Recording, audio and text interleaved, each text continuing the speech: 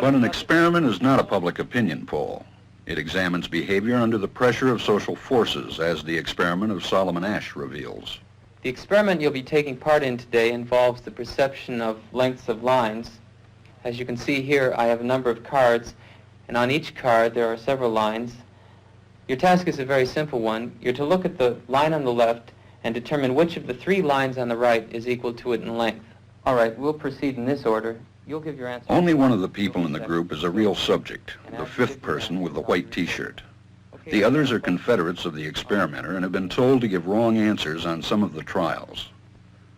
The experiment begins uneventfully as subjects give their judgments. 2, 2, 2, 2, 2, 3, 3, 3, 3, But on the third trial, something happens. 2, 2, 2, 2,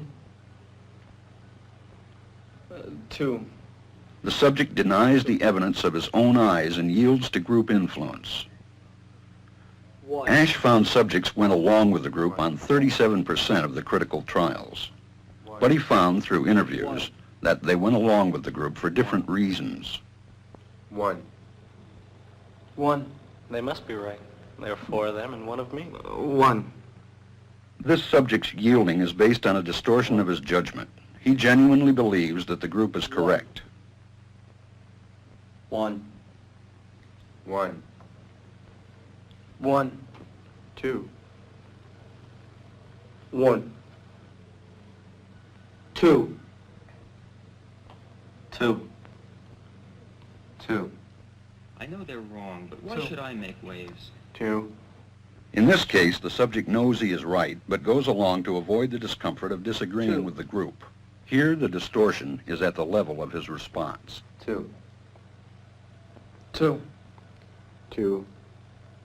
2. In the previous experiment, the naive subject stood alone against the group. In this variation, Asch gave the naive subject a partner, here seated in the third position, who also gives the correct response. 1. 1. 2. 1.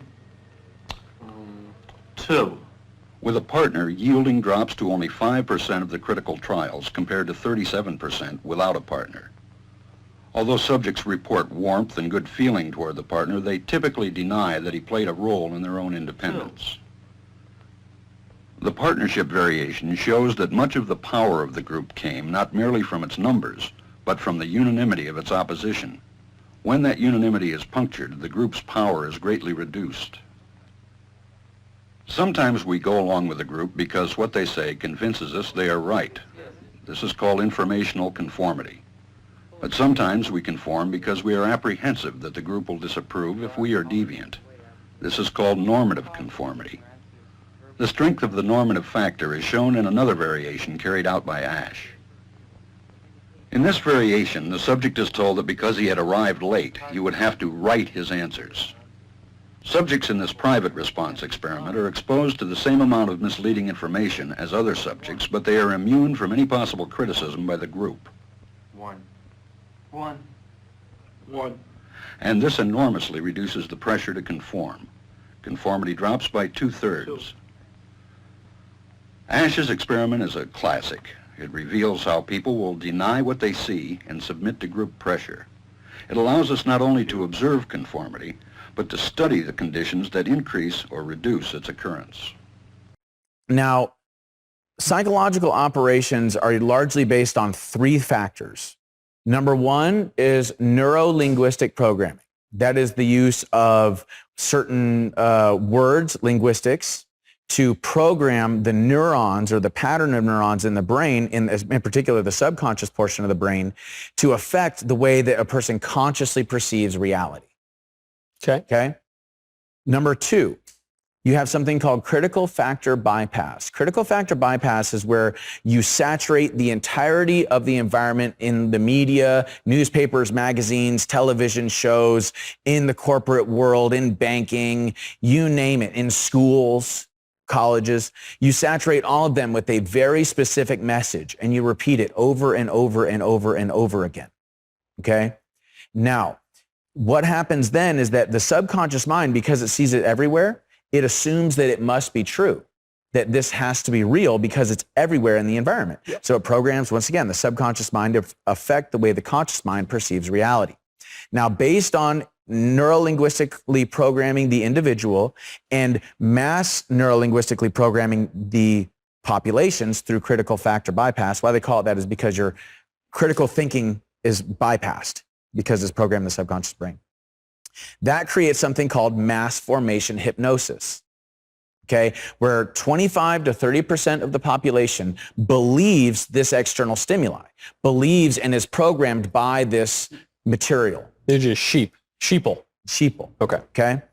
So in order for mass formation hypnosis to occur, that 25 to 30% of the population has to gain some sort of heightened level of radicalism where they scream the loudest and then they get a hold of the levers of power. Right?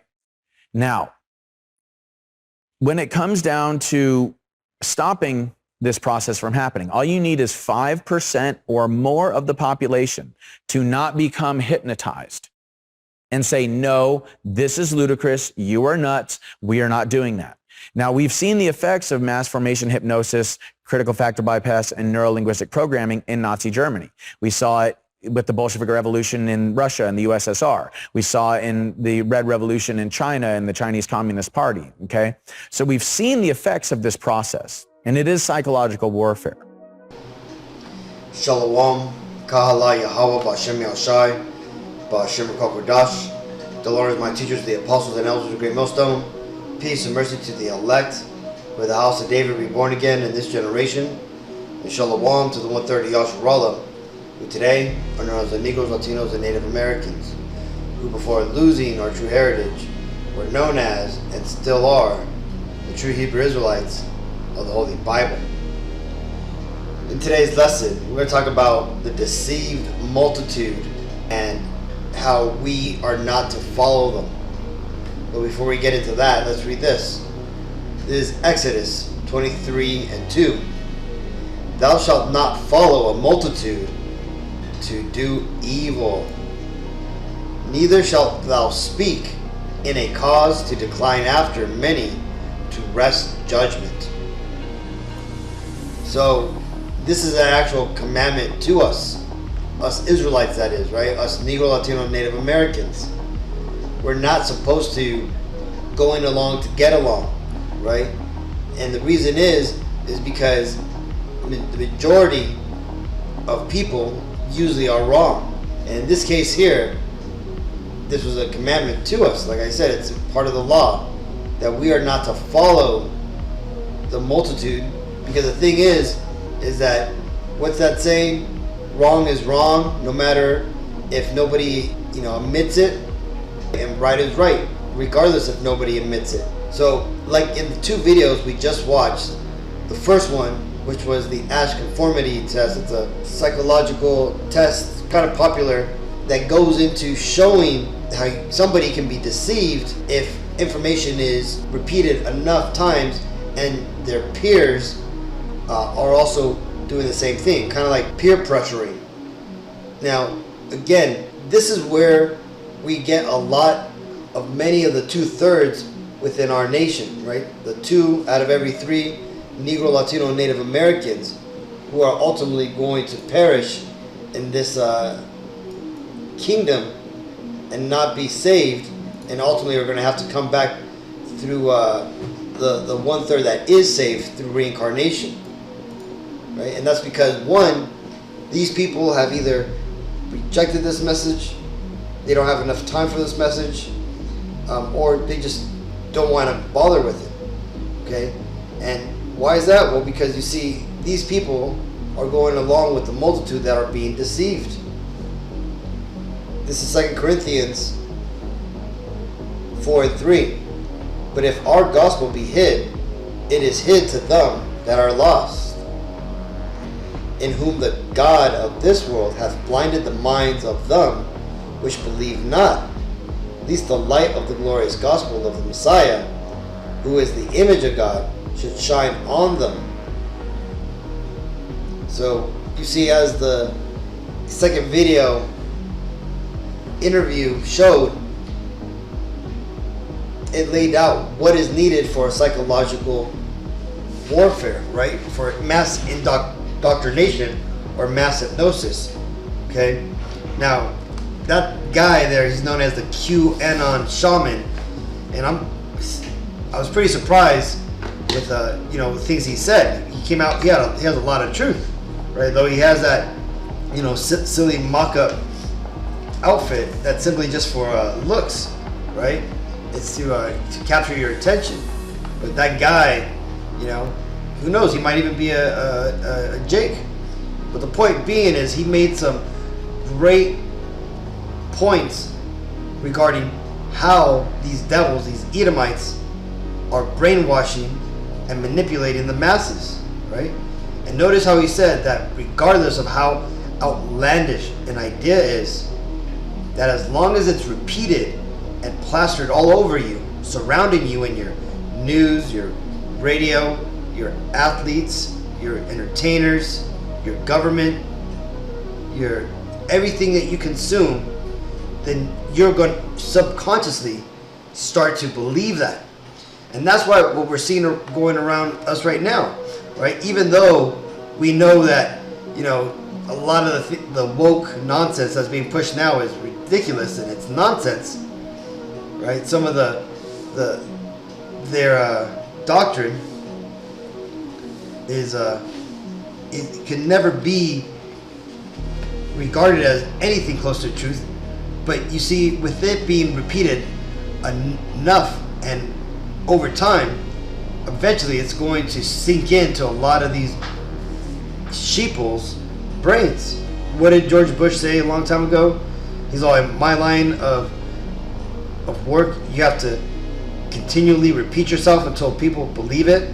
You see, that's what we're ultimately dealing with, right? These devils who are on the news, in the movies, and on your social media, being paid to be influencers, they know what they're saying is ridiculous, but they're ultimately just towing the line and doing what they're getting paid for, because it's what the elites, the top tribe of Edom, that being the Amalekites, or who you would call the so-called Jews today, right? The globalist elite, right? The 1%ers, as they're referred to in the world. This is what they want. They want to destroy the majority of humanity from off the face of the earth. And why is that? Well, because they're ultimately trying to gain back their birthright. They're ultimately trying to take this whole world for themselves. Okay, and why is that? Well, because their kingdom, their empire, which they are currently in rulership over right now, right? Because they, believe it or not, these Edomites, which is a biblical term for the so-called Caucasian race, they rule the current world. Okay, and they understand that their kingdom is coming to an end. But what are they doing? Well, they're trying to extend their time by pushing forward these agendas. But again, it's not going to work. When you read the Bible, it tells you that these people have an appointed time and that they're not going to be able to pass it, right? But in doing so, in trying to push forward this new world order and this new power system, they're going to deceive many. A lot of people are going to fall for it, right? I'm sure we all have people that are asleep at the wheel in our families, in our friendships, and our co-workers, all around us. This is Philippians 2:12. Wherefore, my beloved, as ye have always obeyed, not as in my presence only, but now much more in my absence, work out your own salvation with fear and trembling. The point here is working out your own salvation. At this point, 2023, like the apostles say, man, if it's 2023 and you're still calling on Jesus, or you're still pushing these false church, Christian, wacky doctrines, then this ain't for you. This truth is not for you. The Lord is not dealing with you, right? it's going to be very hard to convince these people in the world today. And why is that? Well, because they're through. Just look at your social media, right? The people out there are not operating under their own free will. They're operating, for the most part, under regurgitated platitudes and basically just repeating what they've heard other people say regarding woke doctrines and the government and all these things that we're dealing with today, right? About how certain people's lives matter, that love is love, and men can have babies and whatnot, all these different things. This is all a plan to destroy the current system. But what's happening is that a lot of these people, in following the multitude, following the group because they want to be those virtue signal, right? These are the same people who have masks on, right, in their cars. These are the same Edomites that you see out on the streets holding Black Lives Matter signs, right? Because they want to be seen, they want to be virtuous, right? Hence they're virtue seekers. But again, I'm sure none of those people are even into this truth, but as we go on, I'm sure we're going to see a lot more of these people fall. And again, this is all just part of the system, but I thought these two videos were a good example of how a multitude can influence those people who aren't standing strong, don't have a foundation to lean upon, right? And the way that this world is set up, they've removed the truth of the Bible from the lexicon of people, so they don't really have anything to lean on. And those people who think they're leaning on Christianity, Catholicism, Jehovah's Wickedness, they're leaning on a house made of straws, which is going to tumble as soon as you attack it. Which is why whenever a Christian, Baptist, Protestant, and all these different people with worldly religions come up to the camps, they always get turned around and are surprised that they don't really know anything, that they're made out to look like fools. But again, this is simply just part of revealing to people how they've been deceived, and ultimately what they believed was knowledge is in fact just programming. This is Revelations 18:23. And the light of a candle shall shine no more at all in thee, and the voice of the bridegroom and of the bride shall be heard no more at all in thee. For thy merchants were the great men of the earth, for by thy sorceries were all the nations deceived. So right now, we're currently living in one of the largest psychological operations. And we're seeing this system, America, Babylon the Great, as it's referred to in the Bible, being taken down, and its old world system along with it. The economy, the workforce, and all things that pertain to it. So this is why, as the scripture said, we have to work out our own salvation and just step aside while this system collapses. So hopefully this video was edifying. Until next time, I want to give all honor and glory and praises to Yahweh, Ba'Shem Yahushai, Ba'Shem Ruach HaKodesh. Double honors to my teachers, the apostles and elders of Great Millstone. Peace and mercy to the elect. Shalom.